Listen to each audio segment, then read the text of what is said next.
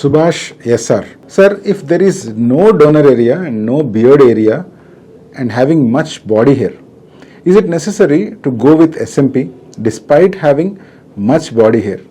If body hair can cover good portion of the head, then SMP or body hair, which is best? ఈ వ్యక్తి ఏమడుతున్నాడంటే బియర్డ్లో donor area లేదు, scalp వెనకాల భాగంలో కూడా hair లేదు transplant చేయడానికి. ఇప్పుడు తల మొత్తం బాల్డ్ ఉన్నప్పుడు జస్ట్ బాడీ హెయిర్ తీసుకొని స్కాల్ప్ మీద మేజర్ పోర్షన్ కవర్ చేయొచ్చా? ఒక పాయింట్ చాలా క్లియర్ గా మనం అర్థం చేసుకోవాలి. మనకు డోనర్ ఏరియా అవైలబిలిటీ ఉంది అంటే, for example only body hair ఉన్నా పర్వాలేదు, ఆ హెయిర్ కాస్త దట్టంగా ఉండి హెయిర్ క్వాలిటీ బాగుంది అన్నప్పుడు chest hair, back hair, pubic hair, ఇంకా వేరే పార్ట్స్ లో కూడా బాడీ హెయిర్ కనుక బాగున్నట్లయితే తీసుకొని మనం డెఫినెట్ గా ట్రాన్స్ప్లాంట్ చేయొచ్చు.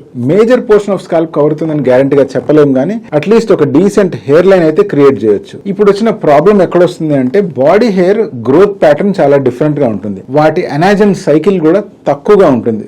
సో అందువల్ల అవి ఎక్కువ లెంత్ పెరగవు, షార్ట్ లెంత్గా ఉన్నప్పుడే మళ్ళీ రావడం మొదలవుతాయి.